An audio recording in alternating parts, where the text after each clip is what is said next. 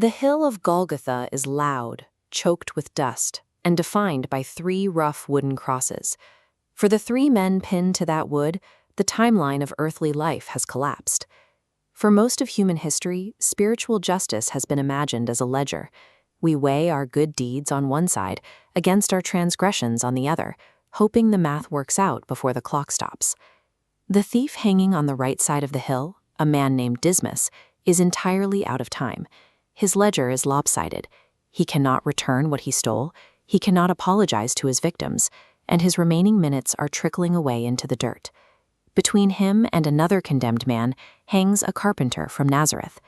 The crowd below mocks him as a failed king, but to the dying men beside him, his silence is a mystery.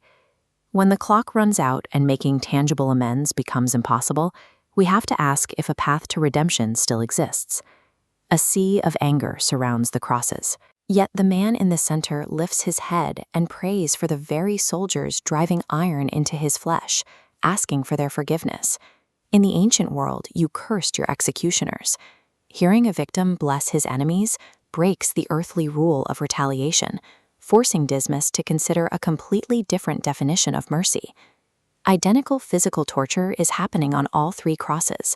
On the left, the agony turns to rage. On the right, the pain cracks Dismas open. He stops fighting the wood and starts watching the man beside him. Dismas turns his head as much as the nails allow. He publicly admits receiving exactly what his actions deserve, accepting absolute blame without offering a single excuse. He looks at his own blood-stained hands and then looks at the carpenter. He declares that while his own punishment is fair, the man in the center has done nothing wrong. The stakes of this realization are anchored in trauma. These iron spikes ensure there is no escape, grounding their conversation in the reality of failing lungs and a fast-approaching end. True repentance begins the moment a person stops negotiating with guilt and recognizes absolute innocence.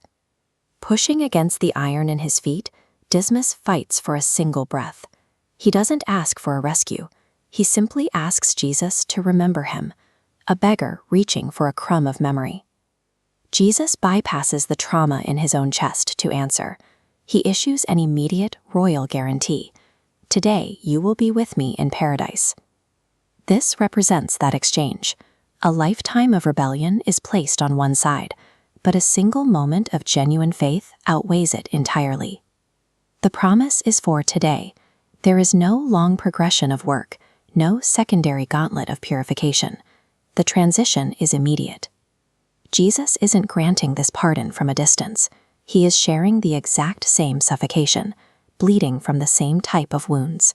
He is dying with the man he is saving. Divine grace operates independently of the time a person has left. It is a rapid, internal exchange that requires no further physical labor. The sky darkens for 3 hours before an earthquake tears through the bedrock of the hill, marking the end of the physical narrative. Roman soldiers arrive with heavy iron clubs to break the thieves' legs. Without the ability to push up for air, Dismas's respiratory system reaches its final collapse. To the soldiers, he was another criminal to be thrown into a pit. But inside, he was a man dying with a divine promise.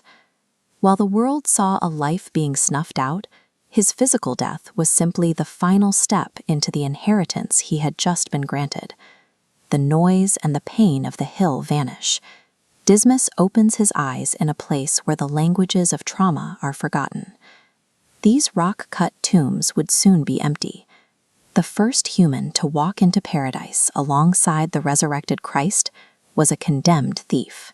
This makes Dismas the ultimate historical anchor for anyone who believes their past has made it too late for a new beginning.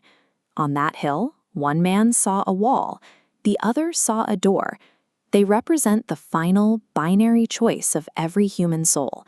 Salvation is a free gift, and forgiveness is a bridge that can be built